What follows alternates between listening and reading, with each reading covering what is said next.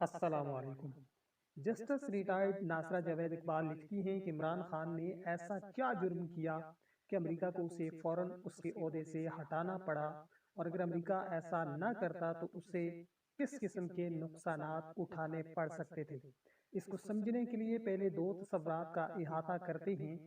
Petro dollar کیا ہے؟ یہ 1974 میں شاہ فیصل اور صدر نیکسن کے درمیان ایک معاہدہ ہے۔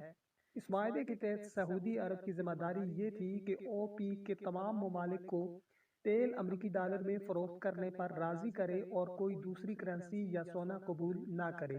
فروخت سے حاصل ہونے والی تمام آمدنی امریکی بینکوں یا فیڈرل ریزرو میں جمع کی جائے گی، جس سے یو ایس ڈی کی مانگ میں اضافہ ہوتا ہے، کیونکہ کسی بھی ملک کو تیل خریدنے کے لیے یو ایس ڈی خریدنا پڑتا ہے، اور یہ انتظام یو ایس ڈی کو مضبوط رکھتا ہے۔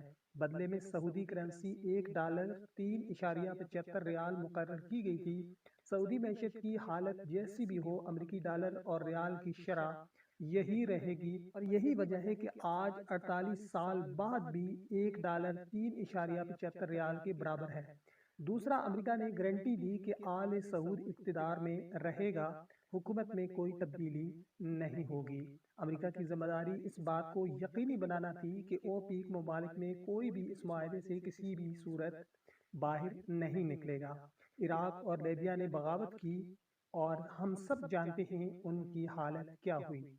1953 میں ہندوستان اور سوویت یونین روس کے درمیان ہندوستانی روپیہ روبل تجارت کا معاہدہ ہوا، جس کے تحت روس سے ہندوستانی خریداری کے لیے وہ ہندوستانی روپے میں ادائیگی کریں گے۔ اس سے ہندوستانی روپے کی مانگ میں اضافہ ہوتا رہے گا اور کرنسی مضبوط رہے گی۔ ہندوستان سے روسی خریداری کے لیے روسی روبل میں ادائیگی کریں گے، اس سے روبل کی مانگ میں اضافہ ہوتا ہے اور کرنسی مضبوط رہتی ہے۔ ایک ہندوستانی بینک روس میں ایک شاخ کھولے گا، اور روس کا ایک بینک تجارت کی سہولت کے لیے ہندوستان میں ایک شاخ کھولے گا۔ یہ سمجھنا بہت ضروری ہے کہ یہ معاہدہ 1953 میں ہوا تھا، جو 1974 میں پیٹرو ڈالر کے معاہدے سے پہلے ہوا تھا۔ عمران خان پہلے پاکستانی وزیر اعظم تھے جنہوں نے 2019 میں پاکستانی روپے اور چینی یوان میں لین دین کا چین سے معاہدہ کیا۔ اس معاہدے میں سیمی کنڈکٹر، ٹرانسفارمرز، نشریاتی آلات، الیکٹرانکس آلات شامل تھے۔ اگرچہ امریکہ اس سے خوش نہیں تھا، لیکن وہ چپ رہا کیونکہ اس میں تیل کا لین دین شامل نہیں تھا۔ عمران خان 2022 میں تیل کے لیے پاکستانی روپے اور روسی روبل کا معاہدہ کرنے کے بالکل قریب تھا۔ یاد رکھیں، پیٹرو ڈالر کا معاہدہ 1974 کا ہے، اور امریکہ پاکستان کے اس معاہدے کو کبھی قبول نہیں کر سکتا تھا، کیونکہ اگر دوسرے ممالک بھی اس کی پیروی کرتے ہیں تو یو ایس ڈی کمزور ہو جائے گا اور امریکی معیشت میں گراوٹ آ جائے گی، اور وہ مزید سپر پاور نہیں رہے گا۔ اگر عمران خان ایسا کرنے میں کامیاب ہو جاتا تو اگلے الیکشن ہارنے کی قیمت پر بھی پاکستان امریکی غلامی سے نکل آتا، اسی لیے امریکہ کو اس سے فوری طور پر ہٹانا پڑا۔ اس کے علاوہ امریکہ کے پاس کوئی چارہ نہیں تھا۔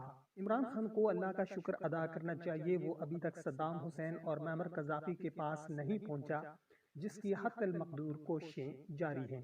اگر عمران خان دوبارہ وزیر اعظم منتخب ہوتا ہے اور اپنی دوسری مدت میں وہ معاہدہ کرنے میں کامیاب ہو جاتا ہے تو روپے کی یہ مسلسل قدر میں کمی رک جائے گی۔ پاکستان آئی ایم ایف کو ادائیگی کرنا شروع کر دے گا، اور تبادلوں کی شرح بحال ہو جائے گی، اور پاکستان 2 سے 3 سال میں آئی ایم ایف اور ورلڈ بینک کی غلامی کا طوق گلے سے اتار پھینکے گا۔